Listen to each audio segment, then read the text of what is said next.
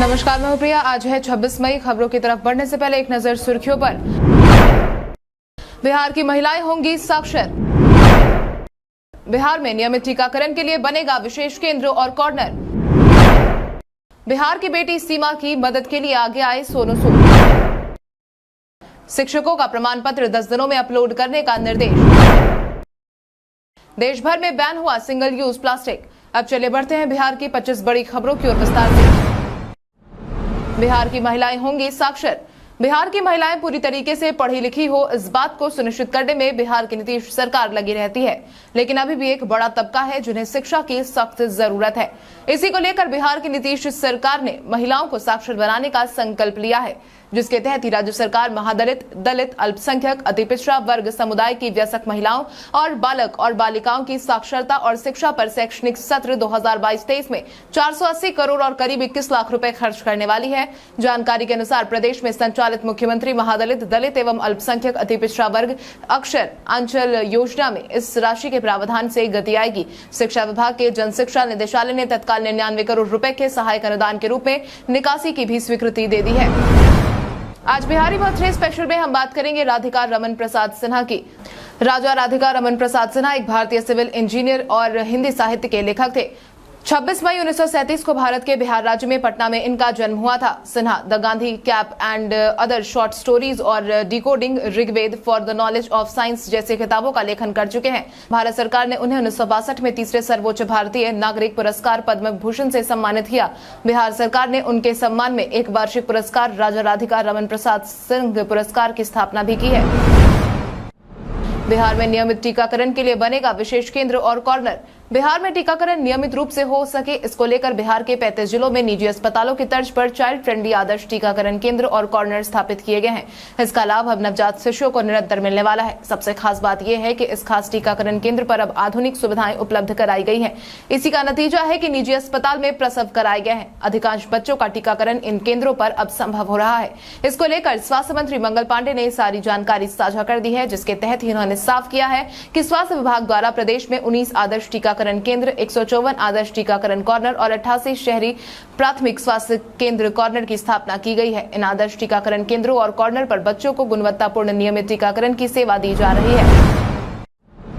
बिहार के लाल जल्द ही comic role में आएंगे नजर। बिहार से निकले कई सितारों ने अलग अलग मंच पर बिहार का मान बढ़ाने का काम किया है। आज के समय में फिल्म इंडस्ट्री में भी बिहार के कई कलाकार हैं। इन्हीं कलाकारों की सूची में अब बिहार का एक और सितारा जुड़ने जा रहा है। शक्तिमान में घोष बाबू से फेमस हुए बिहार के भोजपुर जिला के शाहपुर पंचायत के भरौली गांव निवासी जय मिश्रा जल्द ही बड़े पर्दे पर कॉमेडी के रोल में दिखेंगे। मीडिया में चल रही खबरों के अनुसार आगामी 27 मई को सिनेमाघरों में प्रदर्शित होने वाली फिल्म 3 सयाने में जय मिश्रा एक नई भूमिका में कॉमेडी करते दिखेंगे। फिल्म में जय मिश्रा एक भिखारी के चरित्र को निभा रहे हैं, जिनका नाम अठन्नी है। आपकी जानकारी के लिए आपको बता दें कि फिल्म 3 सयाने 3 लड़कों की कहानी है जो रातों रात अमीर बनना चाहते हैं। बाढ़ से निपटने के लिए बिहार में शुरू हुई तैयारी। बिहार में बाढ़ की समस्या हर साल आती है। इस साल भी बाढ़ की समस्या आने की आशंका जताई गई है। इसी को ध्यान में रखते हुए बिहार में मानसून के आगमन और बाद की पूर्व की तैयारियां शुरू हो गई है। इसके तहत ही बाढ़ प्रभावित सभी इलाकों के अस्पतालों में जरूरी दवाओं का भंडारण किया जाएगा। स्वास्थ्य विभाग ने सभी क्षेत्रीय अपर निदेशक स्वास्थ्य सेवा एवं जिला के सिविल सर्जनों को जिला और प्रखंड मुख्यालय स्थित अस्पतालों में दवा उपलब्ध कराने का निर्देश दिया है। जरूरी दवाओं में जल जनित रोगों और महामारी की रोकथाम को लेकर आवश्यक दवाओं को शामिल किया जाएगा। विभाग ने कहा है कि राज्य में संभावित बाढ़ और इससे उत्पन्न स्थिति के कारण जानमाल की क्षति के अलावा जल जनित रोग महामारी फैलने की संभावना के मद्देनजर उसकी रोकथाम हेतु पूर्व से ही प्रभावकारी कदम उठाए जाने की आवश्यकता है। इंडियन बैंक ने निकाली रिक्तियां। इंडियन बैंक ने विशेषज्ञ अधिकारी के कुल मिलाकर 312 पद पर आवेदन की मांग की है। इन पदों के लिए शैक्षणिक योग्यता की बात करें तो अभ्यर्थियों के पास कंप्यूटर विज्ञान, सूचना प्रौद्योगिकी, कंप्यूटर अनुप्रयोग, इलेक्ट्रॉनिक्स और दूरसंचार, इलेक्ट्रॉनिक्स और संचार, इलेक्ट्रॉनिक्स और इंस्ट्रूमेंटेशन में इंजीनियरिंग या प्रौद्योगिकी में मास्टर्स या स्नातक डिग्री होना अनिवार्य है। इच्छुक और योग्य उम्मीदवार अंतिम तारीख 14 जून 2022 तक आधिकारिक वेबसाइट www.indianbank.in पर जाकर आवेदन भर सकते हैं। इसके साथ ही आप इन पदों से जुड़ी तमाम जानकारी नीचे डिस्क्रिप्शन बॉक्स में दिए गए URL से जाकर ले सकते हैं। बिहार पुलिस को फिर मिला वाहन जांच का अधिकार। बिहार पुलिस अब एक बार फिर से वाहनों की जांच का मोर्चा संभालने वाली है। मोटरयान अधिनियम के तहत 26 अप्रैल 2023 तक पुलिसकर्मी गाड़ियों की जांच कर सकेंगे। परिवहन विभाग की तरफ से इस बाबत अधिसूचना जारी कर दी गई है, यानी कि अब राज्य के पुलिस पदाधिकारी अगले 1 साल तक गाड़ियों की जांच कर सकेंगे। विभागीय आदेश इसकी जानकारी तो दे दी गई है, लेकिन अब ये भी स्पष्ट कर दिया गया है कि पुलिसकर्मी मोटरयान अधिनियम के तहत धारा 177, 178, 179, 180, 181, 182, 1, 183, 1, 184, 186, 189, 192, 194 बी, 194 सी, 194 डी, 194 ई और धारा 194 एफ के तहत गाड़ियों की जांच के बाद जुर्माना लगा सकेंगे। आपकी जानकारी के लिए आपको बता दें कि नियमित अंतराल पर अवधि विस्तार करते हुए पुलिसकर्मियों को जांच का अधिकार दिया जा रहा है। पहले यह अधिकार 1 साल के लिए दिया गया था, यह अवधि समाप्त हो गई थी। इसको देखते हुए विभाग ने एक बार फिर से यह अधिकार दे दिया है।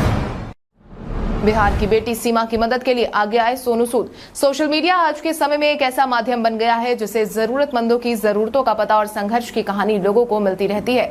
ऐसा ही एक वीडियो बीते कुछ दिनों से सोशल मीडिया पर वायरल हो रहा है, जिसमें बिहार के जमुई जिले की सीमा, जो कि फतेहपुर गांव के सरकारी स्कूल में 4वीं कक्षा में पढ़ती है, वो एक पैर से दिव्यांग है और वो रोज स्कूल एक पैर पर उछल उछल कर जाती है। सीमा का यही वीडियो सोशल मीडिया पर चर्चा का विषय बना हुआ है। इसी बीच बॉलीवुड एक्टर सोनू सूद ने बिहार की बेटी सीमा के हौसले को सलाम किया है। सोनू सूद ने तुरंत मदद का ऐलान किया। उन्होंने ट्वीट कर लिखा कि अब यह अपने एक नहीं दोनों पैर पर कूदकर स्कूल जाएगी। टिकट भेज रहा हूं, चलिए दोनों पैरों पर चलने का समय आ गया है। स्थगित हुई सहायक सिविल इंजीनियर भर्ती परीक्षा। सहायक सिविल इंजीनियर भर्ती परीक्षा का इंतजार कर रहे अभ्यर्थियों के लिए अहम सूचना। 12 और 13 जून को होने वाली सहायक सिविल इंजीनियर बहाली की परीक्षा को बिहार लोक सेवा आयोग ने स्थगित कर दिया है। इसको लेकर आयोग ने सूचना भी जारी कर दी है। आयोग की तरफ से जारी की गई जानकारी के अनुसार अपरिहार्य कारणों से परीक्षा को स्थगित कर दिया गया है। परीक्षा अब अगली तारीख की घोषणा के बाद में ली जाएगी। बीपीएससी संयुक्त परीक्षा 67वीं पीटी परीक्षा का प्रश्न पत्र लीक होने की वजह से परीक्षा रद्द करनी पड़ी थी और इस मामले में ईडी की जांच चल रही है। आयोग भी जांच के दायरे में है। बिहार लोक सेवा आयोग ने उच्च माध्यमिक स्कूलों में 6421 प्रधानाध्यापकों की नियुक्ति के लिए लिखित परीक्षा 31 मई को ही लेने का फैसला लिया है, जिसका समय 12 बजे से 2 बजे तक होगा। इस बहाली को लेकर कहा गया है कि हाईकोर्ट में दायर अपील से परीक्षा और परीक्षाफल प्रभावित नहीं होगा। पेट्रोल पंप मालिकों ने लिया बड़ा फैसला। बिहार में पेट्रोल पंप मालिकों ने बीते दिन बड़ा निर्णय लिया है, जिसके तहत ही पंप मालिकों ने तेल कंपनी पर आरोप लगाया है। तेल मालिकों का कहना है कि तेल कंपनियों के मनमानी से घाटा हो रहा है, जिसके विरोध में पेट्रोल पंप मालिकों ने धरना दिया है और ऐलान किया है कि 31 मई को तेल कंपनियों से तेल नहीं लेना है। बता दें कि अब से कुछ महीने पहले देश में पेट्रोल डीजल की बढ़ती कीमतों पर केंद्र सरकार ने एक्साइज ड्यूटी में रिकॉर्ड मात्रा में क्रमशः 5 और 10 रुपए प्रति लीटर की कटौती की थी। इस घोषणा के साथ ही प्रधानमंत्री नरेंद्र मोदी ने राज्य सरकारों से वैट घटाने को कहा था। उन्होंने कहा था कि केंद्र सरकार ने पेट्रोल डीजल की कीमतों पर एक्साइज ड्यूटी घटा दी है, जिससे तेल की कीमतों में कमी आई है। शिक्षकों का प्रमाण पत्र 10 दिनों में अपलोड करने का निर्देश। बिहार में छठे चरण के तहत चयनित 43,000 से अधिक शिक्षकों के सभी तरह के शैक्षणिक और प्रशैक्षणिक प्रमाण पत्र एनआईसी की वेबसाइट पर जल्द ही अपलोड होने वाले हैं। इसको लेकर शिक्षा विभाग ने हाल ही में अपर मुख्य सचिव दीपक कुमार सिंह ने निर्देश जारी कर दिया है। ये नियुक्ति शिक्षकों के लिए बड़ी खुशखबरी है। दरअसल उनका प्रमाण पत्र वेबसाइट पर अपलोड होने के बाद उन्हें जल्द ही वेतन भुगतान किया जाएगा। 13 मई को कई शिक्षक संघों ने वेतन को लेकर सवाल उठाया था। हालांकि 23 फरवरी से ही इन्हें नियुक्ति पत्र मिलने लगा था। इसके बावजूद अब तक इनकी सैलरी अटकी हुई है। इसको लेकर वर्चुअल मीटिंग आयोजित की गई थी, जिसमें राज्य के सभी डीईओ को कहा गया है कि इन शिक्षकों का सभी तरह का प्रमाण पत्र एनआईसी की वेबसाइट पर अपलोड कर दिया जाए। गांधी सेतु का पूर्वी लेन बनकर हुआ तैयार। उत्तर बिहार को जोड़ने वाले राजधानी पटना का गांधी सेतु पुल अब पूरी तरीके से बनकर तैयार हो गया है। मुख्यमंत्री नीतीश कुमार खुद ही बीते दिन इसका निरीक्षण करने पहुंचे थे और अब इस पुल के उद्घाटन की तारीख का भी ऐलान हो गया है। आपकी जानकारी के लिए आपको बता दें कि गांधी सेतु के ऊपर छोड़कर नए सिरे से उस पर आधुनिक तरीके से निर्माण किया गया है। गांधी सेतु का ऊपर छोड़कर नए सिरे से आधुनिक निर्माण के साथ ही अब तकरीबन 80 की रफ्तार से गाड़ियां इस पे रफ्तार भरने वाली है। उम्मीद है कि अब इस लेन का लोकार्पण 7 जून को केंद्रीय सड़क परिवहन और राष्ट्रीय राजमार्ग मंत्री नितिन गडकरी करने वाले हैं। वैशाली के बुद्ध स्तूप में आपको देखने को मिलेगा बहुत कुछ खास। गौतम बुद्ध के काल के गौरव का वर्णन करता बुद्धा स्तूपास बहुत ही सुंदर और दर्शनीय है। अगर आप यहाँ घूमने जाए तो प्रयास करें कि सूर्योदय के समय पहुंचे। उस समय यहाँ का दृश्य सबसे सुंदर और मनोहर होता है। आप इस खूबसूरत सुबह को अपने कैमरे में भी कैद कर सकते हैं। यहाँ प्रवेश के लिए किसी तरह का शुल्क नहीं देना होता है। जूनियर इंजीनियरिंग अभ्यर्थियों ने किया खूब हंगामा। सरकारी नौकरी की तलाश में बैठे कई विभाग के अभ्यर्थी परीक्षा पास करने के बावजूद बहाली नहीं होने के कारण परेशान हैं। इसी कड़ी में आयोग की तरफ से सीधे डिपार्टमेंट के आधार पर मेधा सूची जारी करने के आरोप में बीते दिन बिहार तकनीक सेवा आयोग कार्यालय के बाहर जूनियर इंजीनियरिंग के अभ्यर्थियों ने खूब प्रदर्शन किया।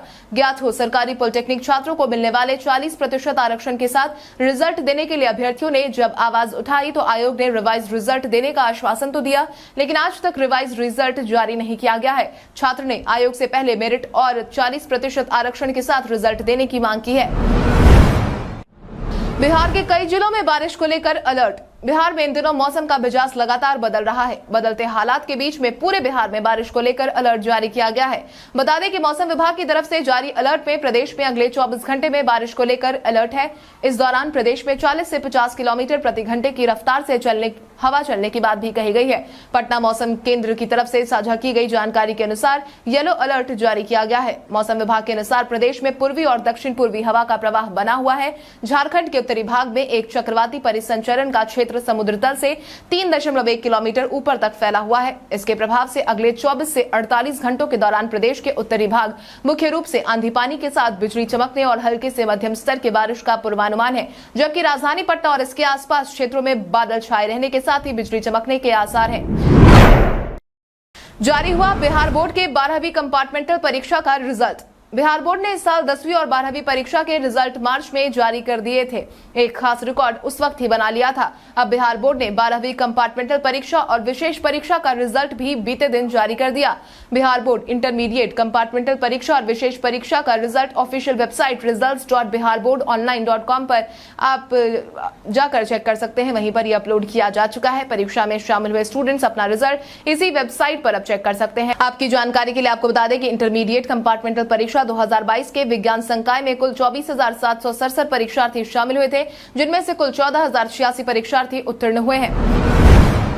बिहार में यहां बनने जा रही है एक और सड़क। बिहार की राजधानी पटना में जल्द ही एक और सड़क बनने जा रही है। योजना के अनुसार इस सड़क का काम अगले साल की बारिश से पहले पूरा करने की योजना है। ये नई सड़क मंदिरी नाले को ढककर बनाई जानी है, जो कि पटना के आयकर गोलंबर से काली मंदिर तक बनेगा और 1289 मीटर लंबे मंदिरी नाले पर बनाना है। इस पर 2 लेन सड़क बननी है। प्रत्येक लेन की चौड़ाई 5.5 मीटर होगी। इस सड़क के बन जाने से आयकर गोलंबर के बासघाट के बीच उत्तर दक्षिण कनेक्टिविटी मिलने वाली है। इससे आसपास की सड़कों पर वाहनों का दबाव कम होगा। साथ ही इस नए सड़क के बन जाने से स्थानीय लोगों को बदबू, जलजमाव समेत अन्य समस्याओं से मुक्ति मिलेगी। देश भर में बैन हुआ सिंगल यूज प्लास्टिक। देश भर में अब सिंगल यूज प्लास्टिक को बैन कर दिया गया है। ये नियम देश भर में 1 जुलाई से लागू हो जाएगा। इस आधिकारिक ऐलान से पहले ही सरकारी कार्यक्रम में सिंगल यूज पॉलिथीन को बंद कर दिया गया है, जिसके परिणाम स्वरूप ही अब किसी भी सरकारी कार्यक्रम में सिंगल यूज पॉलिथीन और थर्मोकॉल का उपयोग नहीं किया जाएगा। गौरतलब है कि पर्यावरण को संरक्षित करने के लिए सरकार की तरफ से यह कदम उठाया गया है। आपकी जानकारी के लिए आपको बता दें कि पूर्व में भी सरकार द्वारा ऐसे फैसले लिए गए थे, लेकिन उस पर अमल नहीं किया गया था। इस बड़ी वजह ये थी कि सिंगल यूज प्लास्टिक का विकल्प नहीं था, जिसकी वजह से आदेश को इम्प्लीमेंट नहीं किया गया था, लेकिन अब इसका विकल्प बाजार में आ गया है। सीएम नीतीश ने किया 1000 करोड़ के भवनों का उद्घाटन और शिलान्यास। बीते दिन तय योजना के अनुसार बिहार के मुखिया नीतीश कुमार ने भवन निर्माण विभाग निर्मित साइंस एंड टेक्नोलॉजी विभाग के 893 करोड़ से अधिक के 17 भवनों का उद्घाटन किया। साथ ही इस दौरान उन्होंने 193 करोड़ से अधिक के 5 भवनों का शिलान्यास भी किया। वीडियो कॉन्फ्रेंसिंग के माध्यम से मुख्यमंत्री ने उद्घाटन और शिलान्यास का काम किया। वहीं इस कार्यक्रम में उप मुख्यमंत्री तारकिशोर प्रसाद और रेणु देवी के साथ साथ science technology minister Sumit Kumar Singh और भवन निर्माण मंत्री अशोक चौधरी भी मौजूद रहे। आपको बता दें कि सीएम नीतीश कुमार इन दिनों कई विभागों की योजनाओं और उद्घाटन का शिलान्यास लगातार कर रहे हैं। अब 7 जून को पथ निर्माण विभाग के भी 15,000 करोड़ से अधिक की योजना का उद्घाटन और शिलान्यास होना है।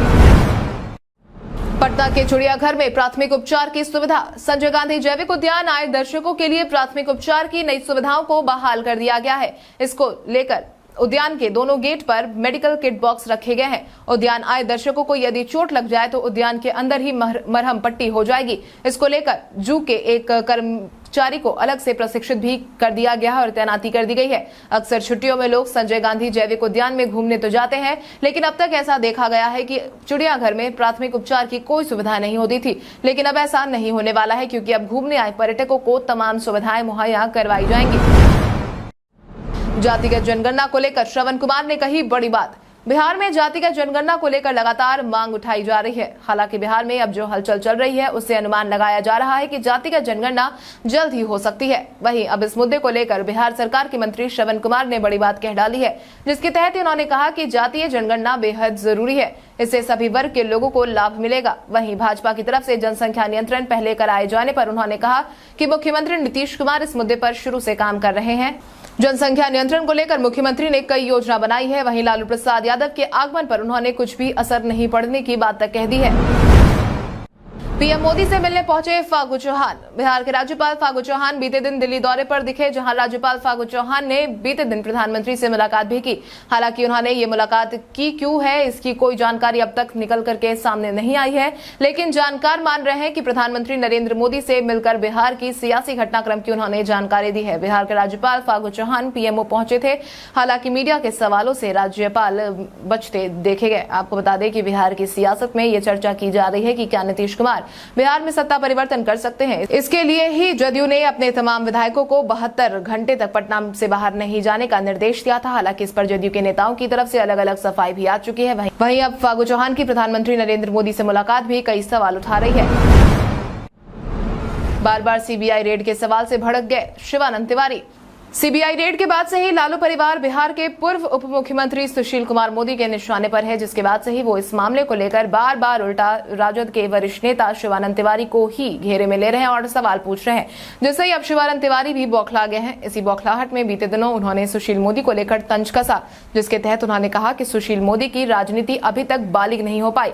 संभवत इसीलिए इनकी पार्टी के केंद्रीय नेतृत्व ने बिहार की राजनीति से इनको अलग किया था। जब दिल्ली ले गए तो उनके भक्तों को उम्मीद थी कि बिहार में इतने लंबे समय तक वित्त विभाग को इन्होंने कुशलता से संभाला। अब निर्मला सीतारमण की कुर्सी पर सुशील जी का बैठना तो पक्का ही है। भारत के इतिहास में आज की तारीख कई कारणों से है दर्ज। पेट्रोल खरीदने के लिए राशन कार्ड दिया आज से ही जाने लगा था। भारत और जर्मनी के बीच 2007 में रक्षा समझौता आज ही के दिन संपन्न हुआ। उत्तर प्रदेश सरकार ने अनाज और खाद्य तेल की स्टॉक सीमा तय करने की संबंध में अधिसूचना 2008 में आज ही के दिन जारी की। बीजिंग ओलंपिक खेलों में भारत के लिए कांस्य पदक जीतने वाले पहलवान सुशील कुमार का जन्म 1983 में आज ही के दिन हुआ। भारतीय जनता पार्टी के नेता सरताज सिंह का जन्म 1940 में आज ही के दिन हुआ था। एलिमिनेटर मुकाबले में लखनऊ को 14 रन से आरसीबी ने दी मात। आईपीएल 2022 के फाइनल में पहुंचने से रॉयल चैलेंजर्स बेंगलुरु की टीम बस एक कदम दूर है। लखनऊ के खिलाफ खेले गए एलिमिनेटर मुकाबले को टीम ने 14 रनों से जीत लिया। कप्तान केएल राहुल की 79 रनों की पारी भी लखनऊ को जीत नहीं दिला पाई। लखनऊ इस हार के साथ आईपीएल से बाहर हो गई है। मैच के हीरो रजत पाटीदार रहे। उन्होंने 54 गेंदों में 114 रनों की पारी खेली। बेंगलुरु के लिए हर्षल पटेल ने शानदार गेंदबाजी की और 4 ओवर में 25 रन देकर 1 विकेट अपने नाम किया।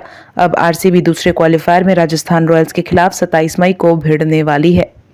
कल हमारे द्वारा पूछे गए सवाल का जवाब आप में से बहुत सारे यूजर ने हमें कमेंट करके दिया था, उसके लिए आपका बहुत बहुत धन्यवाद। आप में से जिन यूजर ने हमारे सवालों का सही जवाब दिया है उनके नाम है रविकांत यादव, गौतम कुमार, सोनू कुमार, सोनी कुमारी, अंबिका कुमारी, राजीव कुमार, संध्या सिंह, श्वेता रॉय, प्रदीप, उमाशंकर एंटरटेनमेंट, गोविंद गुप्ता, नुन्नू कुमार, बंटी सिंह। आप इसी तरह हमारे सवालों का जवाब देते रहे। हम हर दिन वीडियो के अंत में आपका नाम लेने की पूरी कोशिश करेंगे। तो चलिए बढ़ते हैं आज के सवाल की ओर। आज का सवाल कुछ इस प्रकार है, सिंगल यूज प्लास्टिक बैन का निर्णय पर्यावरण संरक्षण के लिहाज से आपके अनुसार कितना फायदेमंद होगा? अपने जवाब में कमेंट करके जरूर बताएं। इसके साथ ही आज के लिए बस इतना ही। बिहार की बड़ी खबरों से अपडेटेड रहने के लिए हमारे YouTube चैनल को सब्सक्राइब करें और बेल आइकॉन दबाना ना भूलें। धन्यवाद।